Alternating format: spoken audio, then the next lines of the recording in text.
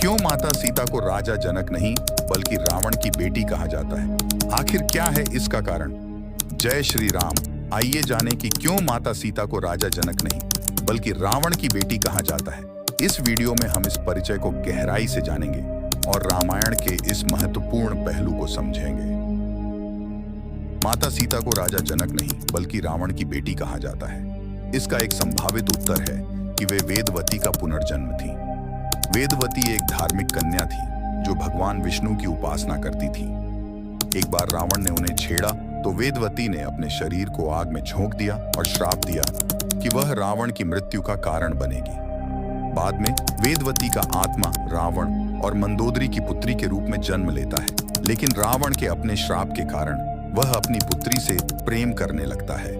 इसलिए मंदोदरी ने अपनी पुत्री को एक कलश में रखकर एक स्थान पर छुपा दिया, जहां से राजा जनक ने उसे पाया।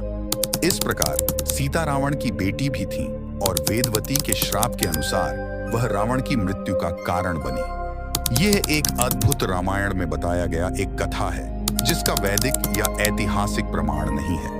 वाल्मीकि रामायण में तो सीता को राजा जनक की पुत्री ही माना गया है, जो उन्होंने हल चलाते समय धरती से प्राप्त किया था। इसलिए इस कथा को केवल एक कल्पना या रुचि के रूप में ही लेना चाहिए और इसे सत्य मानना उचित नहीं है।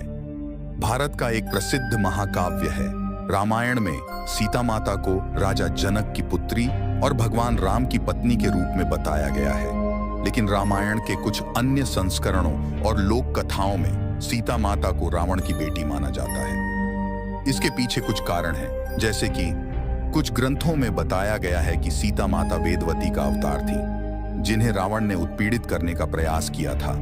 वेदवती ने अपने आप को आग में झोंक दिया था और रावण से कहा था कि वह अगले जन्म में उसके विनाश का कारण बनेगी। इसीलिए सीता माता को रावण की बेटी कहा जाता है, क्योंकि वह उसके घर में ही जन्मी थी।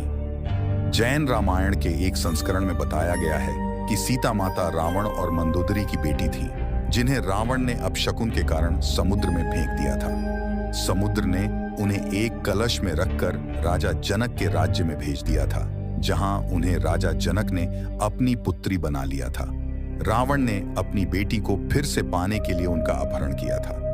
इन कथाओं का सत्यापन करना मुश्किल है क्योंकि वे वाल्मीकि रामायण से भिन्न हैं, लेकिन ये कथाएं भारत की विविधता और सांस्कृतिक समृद्धि को दर्शाती हैं।